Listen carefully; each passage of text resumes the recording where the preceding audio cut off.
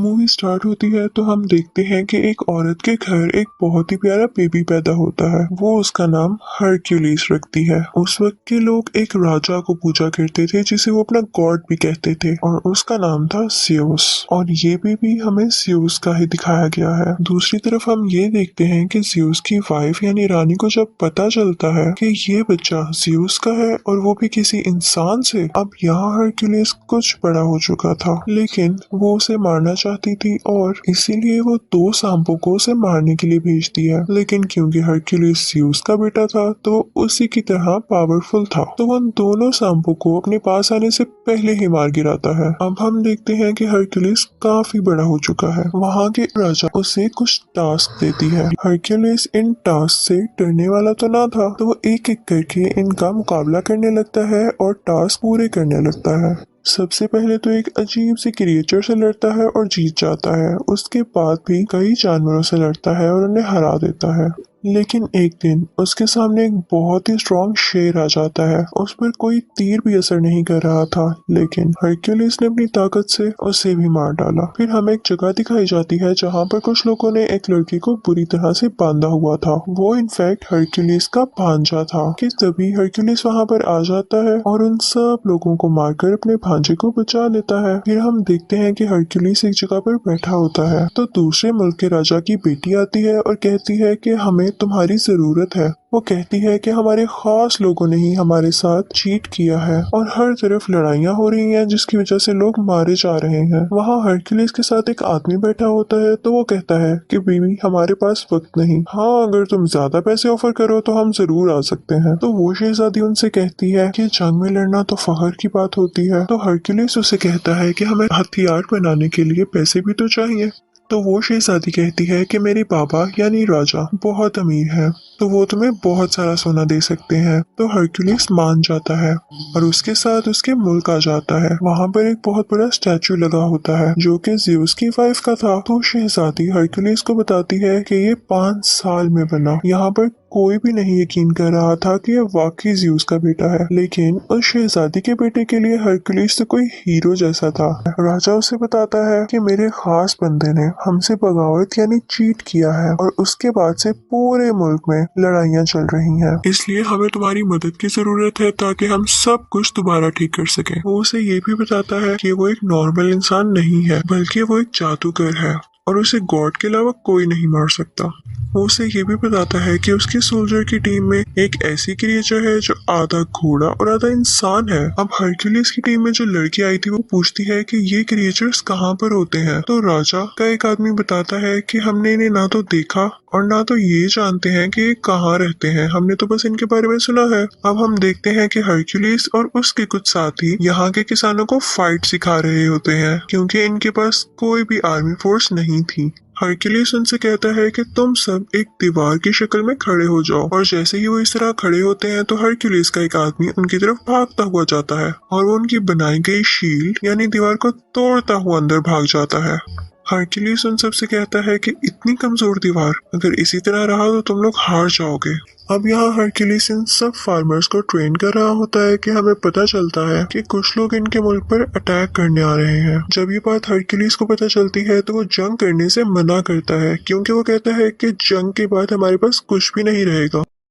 लेकिन वहाँ का राजा कहता है कि हम जितनी जल्दी इन लोगों को खत्म करेंगे उतनी जल्दी ही हमारे मुल्क में सुकून हो जाएगा। अब रात में हम देखते हैं कि शहजादी का वही बेटा जो हरक्यूलिस को अपना हीरो मानता था वो उससे मिलने के लिए आता है। वो उससे कहता है कि मुझे आप बहुत अच्छे लगते हैं और मैं भी बड़ा होकर आपकी तरह ही बनूंगा। यहाँ हम देखते हैं कि हरक्यूलिस किसी जानवर के दांत का लोकेट अपने गले से उतार कर उस बच्चे के गले में डाल देता है।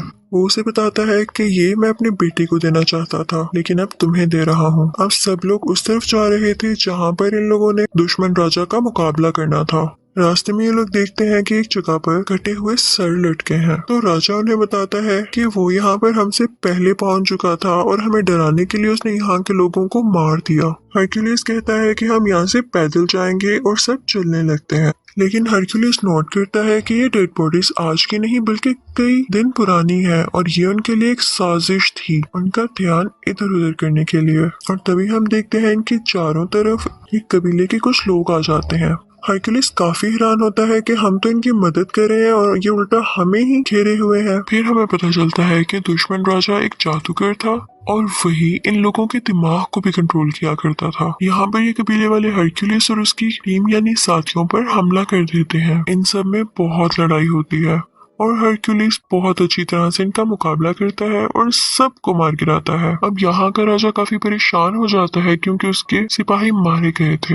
हरक्यूलिस उसे कहता है कि मैंने तो आपसे पहले ही कहा था कि अभी ये सब ठीक नहीं है, मुझे अभी भी उनको कुछ सिखाना था। तो राजा उसकी बात मान लेता है, लेकिन हम देखते हैं कि हरक्यूलिस अब बहुत परेशान रहने लगा था और रातों को भी जागता था। वो ख्वाब देखता है कि उसकी फैमिली मर चुकी है और उसे अपने ख्वाब में 3 मुंह वाला क्रिएचर भी दिखाया जाता है। हरक्यूलिस के आदमियों में से एक आदमी उससे कहता है कि यहाँ आने से पहले मैंने ऐसे क्रिएचर से बात की जो कि गॉड की बात सुनकर इंसानों तक पहुँचाती हैं और फ्यूचर के बारे में भी बताती हैं, और उन्होंने तुम्हारे बारे में ये कहा कि तुम्हें अपना इनकम्प्लीट काम पूरा करना होगा। लेकिन हरक्यूलिस बहुत परेशान था तो इस बात पर इतना ध्यान नहीं देता। हरक्यूलिस की एक बीवी और 3 बच्चे थे और उसके बच्चों को मार दिया गया था, जिसका कसूरवार भी उसे ठहराया गया और इसी वजह से उसे अपने मुल्क से भी निकाल दिया गया था। खैर, ये सब लोग दुश्मन राजा की तरफ पहुंच जाते हैं। देखने से तो ये लग रहा था कि जिन फार्मर्स को हरक्यूलिस ने थोड़ी बहुत लड़ाई सिखाई थी वो ठीक से लड़ नहीं सकेंगे और हार जाएंगे, लेकिन लकीली वो ये जंग जीत जाते हैं। फिर हम देखते हैं कि वो दुश्मन राजा हरक्यूलिस की तरफ बढ़ता है ताकि उसे मार सके। तो हरक्यूलिस फौरन से उसका घोड़ा गिराकर उसे कैद कर लेता है। कैद करने के बाद वो उसे राजा के पास ले जाता है। वो दुश्मन राजा कहता है कि तुमने मुझे बिला वजह कैद किया है, मैंने तुम्हारे मुल्क का कुछ नहीं बिगाड़ा। तो हरक्यूलिस कहता है कि अगर तुमने नहीं किया तो फिर किसने किया है। तो दुश्मन राजा उनसे कहता है कि तुम जरा खुद सोचो, जिस राजा के लिए तुम लड़ रहे हो अगर वो इतना ही अच्छा और ताकतवर है तो उसकी फौज उसके साथ क्यों नहीं है और उसे तुम्हारी क्यों जरूरत पड़ रही है। तुम जिसके लिए लड़ रहे हो वो इंसान ठीक नहीं है। रात को एक इवेंट होता है जिसमें राजा के सर पर ताज रखा जाता है क्योंकि उसने हर जगह कब्जा जो कर लिया था। वहीं पर उसका दुश्मन राजा भी बंधा हुआ था। सब उस पर हंस रहे थे, लेकिन राजा की बेटी यानी शहजादी जब ये सब कुछ देखती है तो उसे बिल्कुल अच्छा नहीं लगता। उसे उस दुश्मन राजा पर बहुत तरस आता है। हरक्यूलिस ये सब कुछ देख रहा था तो वो शहजादी के पास जाकर पूछता है कि ऐसा क्यों है, तुम्हारी आंखों में उसके लिए रहम क्यों आया, जो सच है तो मुझे बता सकती हो। वो बताती है कि जिस मुल्क का ये राजा है वहाँ का राजा मेरा शौहर था, लेकिन मेरे बाप ने उसे जहर दे दिया और खुद राजा बन गए, और ये राजा जिसे तुम लोग कैद करके लाए हो ये मेरे शौहर का खास आदमी था और इसीलिए वो मेरे बाप के खिलाफ हुआ और जंग शुरू होने लगी। वो कहती है कि इस सब में उस दुश्मन राजा का कोई कसूर नहीं, बल्कि वो तो हमारा दुश्मन है भी नहीं, इस सब के पीछे मेरे बाप का हाथ है। लेकिन मैं अपने बाप के सामने इसलिए कुछ नहीं बोल सकी क्योंकि मेरा एक छोटा सा बेटा है जो कि अभी उनके कंट्रोल में है। और वो उससे कहती है कि मेरे बेटे को यहाँ से ले जाओ और उसे अपनी तरह की ट्रेनिंग दो। यहाँ राजा का खास आदमी आता है और हरक्यूलिस से कहता है कि आपको राजा ने याद किया है। अब हरक्यूलिस राजा के पास जाता है तो राजा उससे कहता है कि मैं बहुत खुश हूँ कि तुमने आम इंसानों और किसानों को अपनी जंग के तरीके सिखाकर उन्हें जितवा दिया और देखो आज मैं राजा हूँ। अब आगे से वो लोग दूसरे लोगों को लड़ाई के तरीके सिखाएंगे और आहिस्ता आहिस्ता मैं पूरी दुनिया पर कब्जा कर लूंगा, और ये सब तुम्हारी वजह से हुआ है, तो क्या तुम मेरे खास आदमी बनोगे। हरक्यूलिस सुनकर मना कर देता है तो राजा कहता है कि ठीक है, जैसे तुम्हारी मर्जी, ठीक है मैं तुम्हें सोना देता हूँ और उसके बाद तुम यहाँ से चले जाना, और मैं राजा बन चुका हूँ तो मुझे तुम जैसे लोगों की अब क्या जरूरत है। अब हरक्यूलिस और उसके साथी वहाँ से अपना सोना लेकर चल पड़ते हैं कि तभी वो देखता है कि उसके आसपास गांव के लोग खड़े हैं। वो लोग काफी उदास दिख रहे थे। दरअसल वो नहीं चाहते थे कि हरक्यूलिस जाए क्योंकि हरक्यूलिस ने उन्हें रहने के तरीके जो सिखाए थे।